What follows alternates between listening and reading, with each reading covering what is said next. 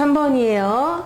사각형의 변을 따라서 반지름이 1cm인 원을, 반지름이에요. 지름이 아니고요.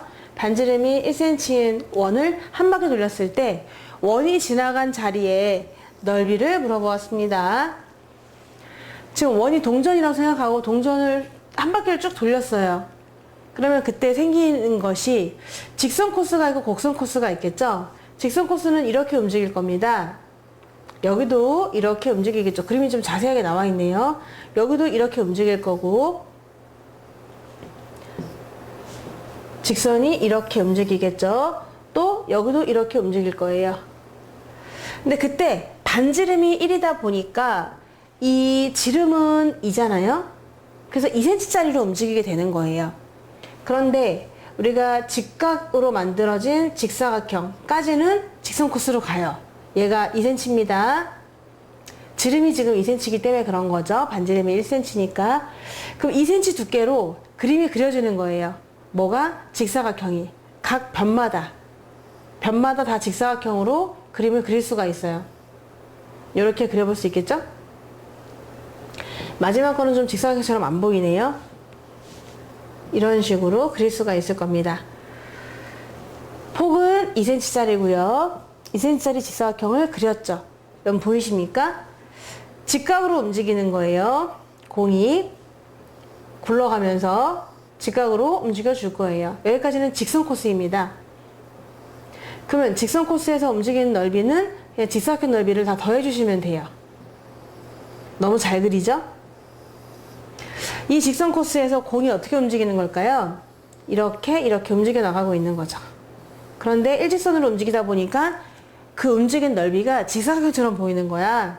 그럼 여러분, 이 직사각형 넓이를 먼저 구해보면은 이 위의 넓이는 가로가 6이고 세로가 2예요.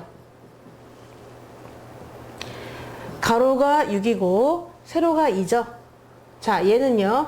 가로가 8이고 세로가 2입니다. 이 넓이. 동전이 지나간 넓이에요.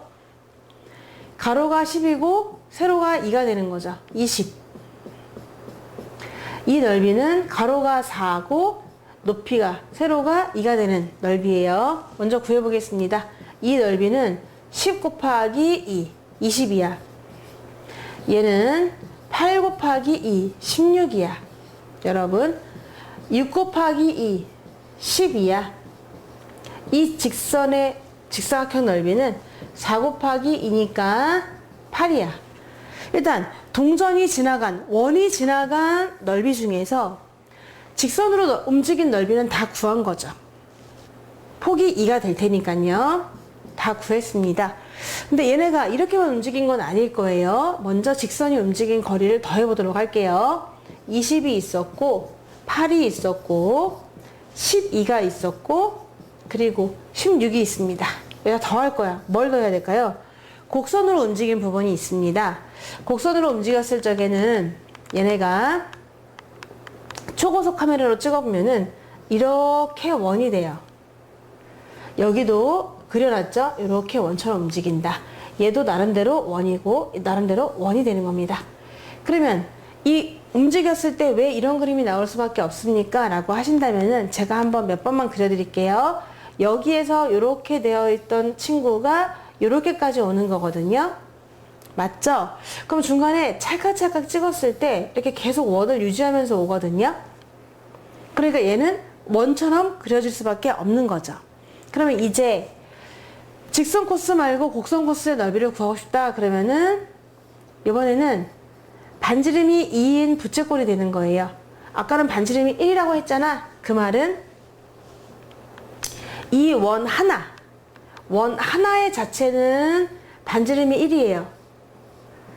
이 원 하나는 반지름이 1인데 지금 우리가 구하려고 하는 거는 이 코너를 돌 때 생기는 이런 원의 일부분을 얘기하는 거잖아요. 그러면 이럴 때의 반지름은 누가 되는 거냐면은 이 폭이 되는 거죠. 이 폭. 그러니까 이 폭은 지금 2라는 것을 알 수 있잖아요.